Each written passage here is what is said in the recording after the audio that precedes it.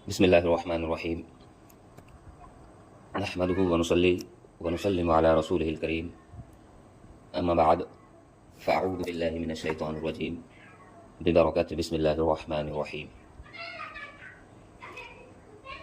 शराइते नमाज के ताल्लुक़ से हम लोग डिटेल में 3 शर्तों के बारे में जाना।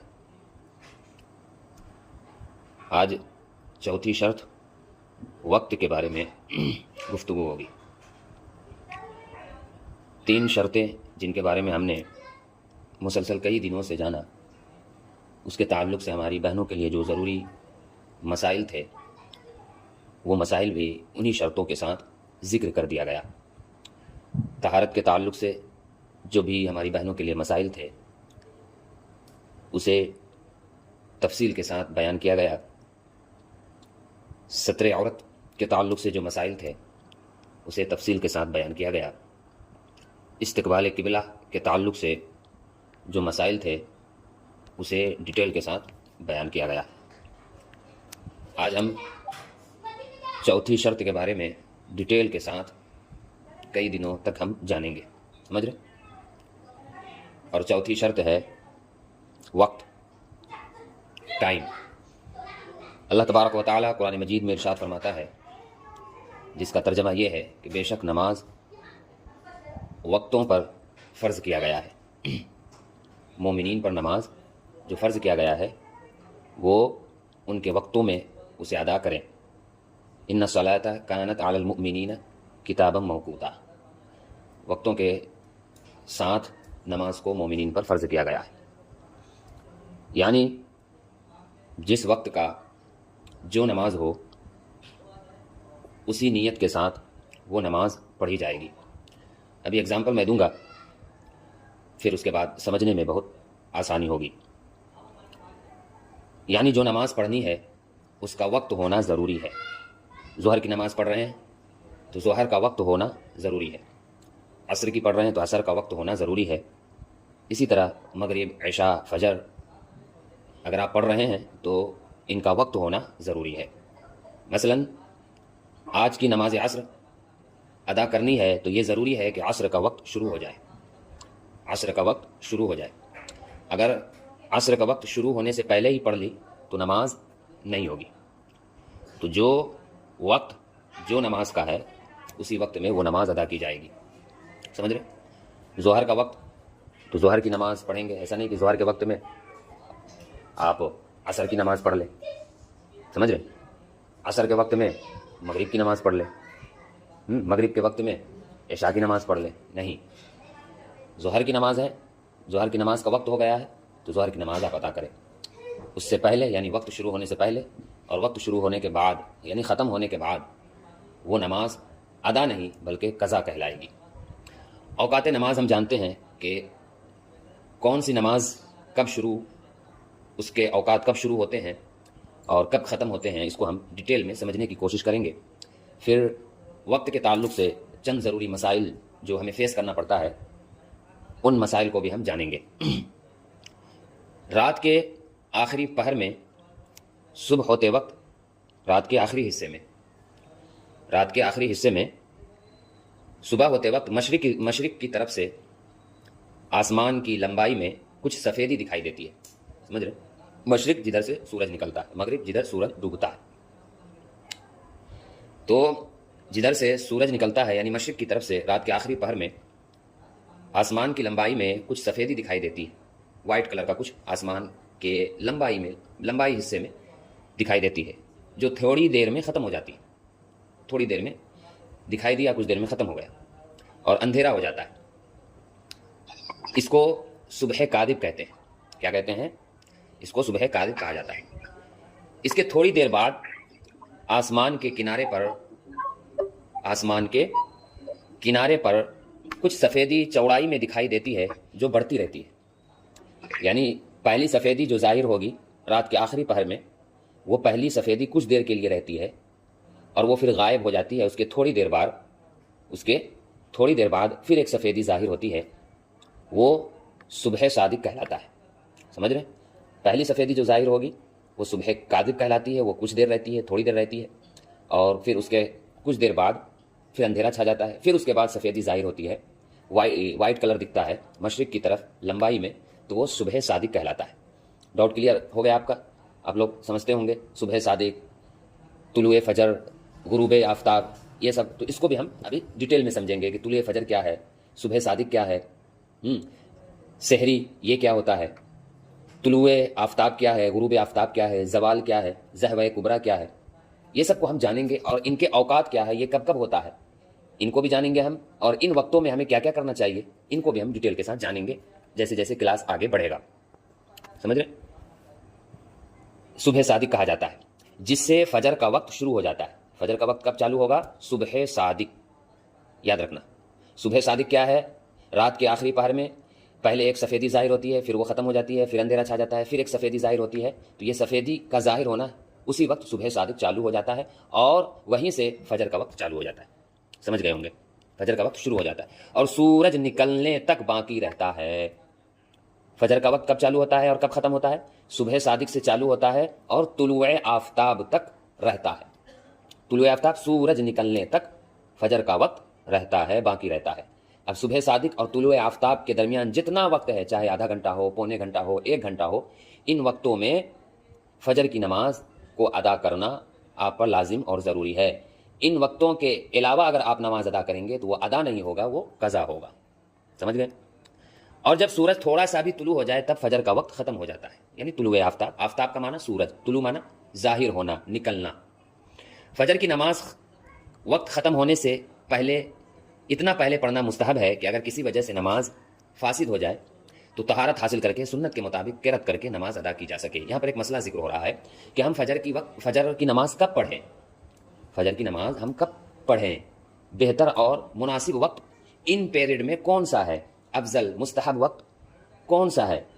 یعنی صبح صادق اور طلوع فجر، صبح صادق اور طلوع آفتاب، یہ ہے فجر کا وقت۔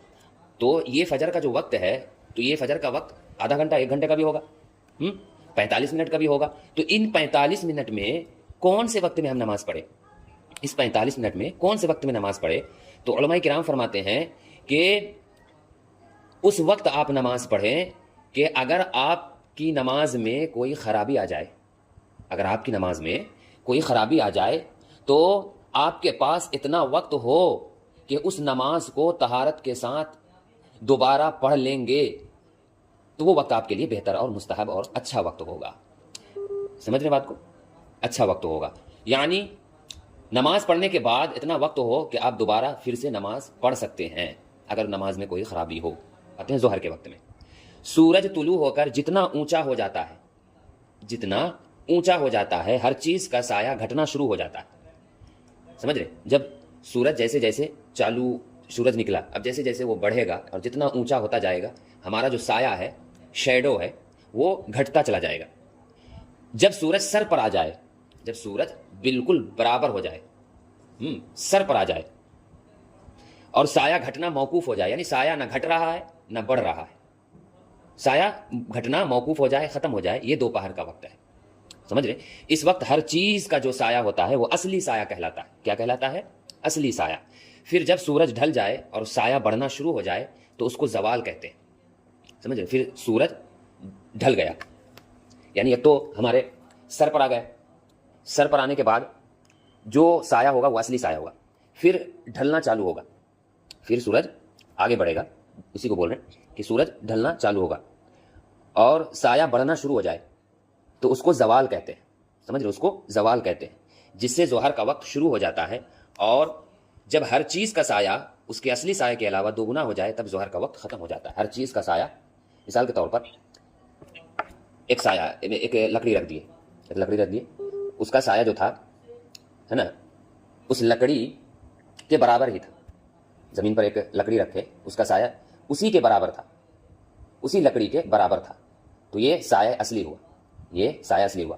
اور اگر وہی لکڑی کا سایہ اس لکڑی کے سایہ کے علاوہ، اگر ہم اس سایہ کو لکڑی سے ناپیں گے، اس سایہ کو لکڑی سے ناپیں گے تو اس سے بڑھا ہوا ہے، اس سے بڑھا ہوا ہے، دوگنا ہو گیا ہے، تب ظہر کا وقت ختم ہو جاتا ہے۔ سمجھ لیں؟ تب ظہر کا وقت ختم ہو جاتا ہے۔ لیکن یہ بات بھی ملحوظ خاطر رہے کہ بہتر یہ ہے کہ ظہر کو ہر چیز کا سایہ ایک گنا ہونے تک پڑھ لیا جائے. سمجھے؟ گرمی میں ظہر کو ذرا دیر سے پڑھیں اور سردی میں جلدی پڑھنا مستحب ہے.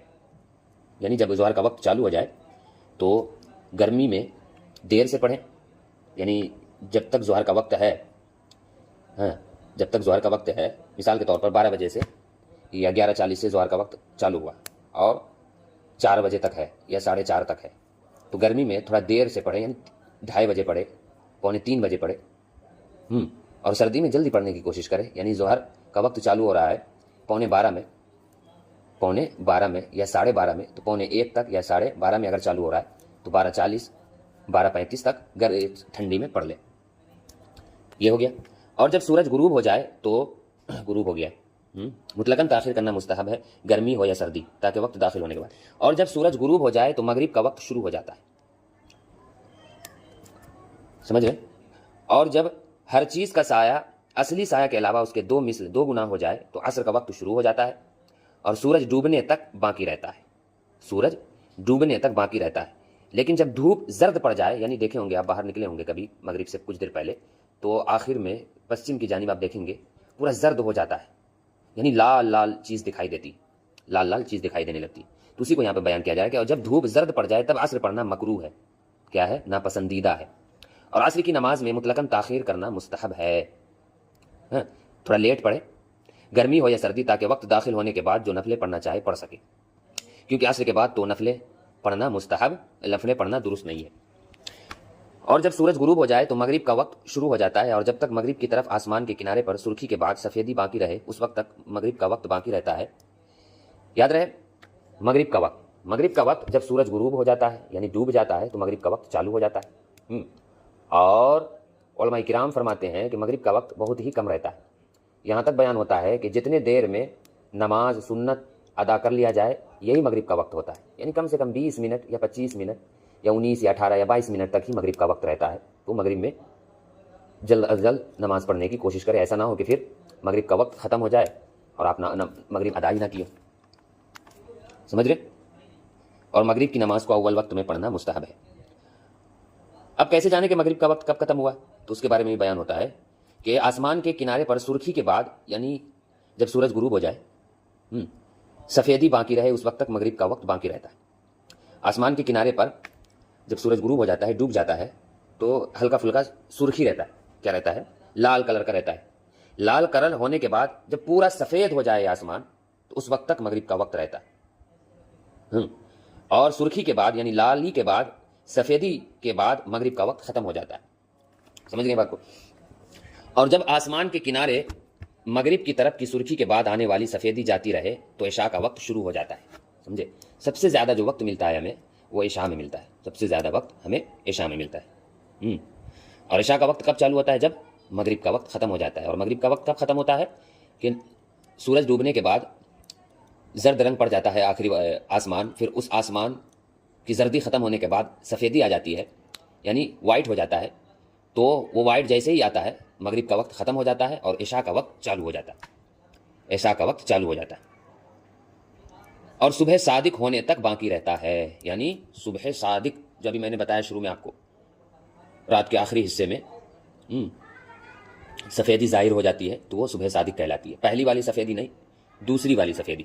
کہ مستحب یہ ہے کہ عشاء کی نماز تہائی رات سے کچھ دیر پہلے پڑھی جائے. رات کے 3 حصے کر لے، رات کے 3 حصے کر لے، اور آخری والے حصے میں تو رات کے آخری پہر میں عشاء کی نماز پڑھے. انشاءاللہ تبارک و تعالی اس کے پڑھنے کی برکت سے آپ ہمیشہ کامیاب و کامران رہیں گے. اب آئیے وطر کے لیے مستحب یہ ہے کہ اخیر رات میں تہجد کے بعد پڑھے. مستحب یہ ہے کہ اخیر رات میں تہجد کے بعد پڑھے، بشرطے کہ تہجد پڑھنے اور رات کو اٹھنے کا اہتمام ہو. لیکن اگر جاگنے کا اعتبار نہ ہو اور سوتے رہ جانے کا ڈر ہو تو سونے سے پہلے پڑھ لینا چاہیے. باقی وطر کا وقت عشاء کے بعد سے لے کر صبح صادق ہونے سے پہلے تک ہے. سمجھ رہے؟ ہاں، وہی بات میں جو ابھی اس سے پہلے ذکر کیا کہ اگر آپ کو کنفرم ہو کہ میں اس وقت اٹھ کر عشاء کی نماز پڑھ لوں گی یا عادت بنی ہوئی آپ کی، تبھی آپ آخری وقت میں پڑھے، آخری پہر میں پڑھے عشاء کو.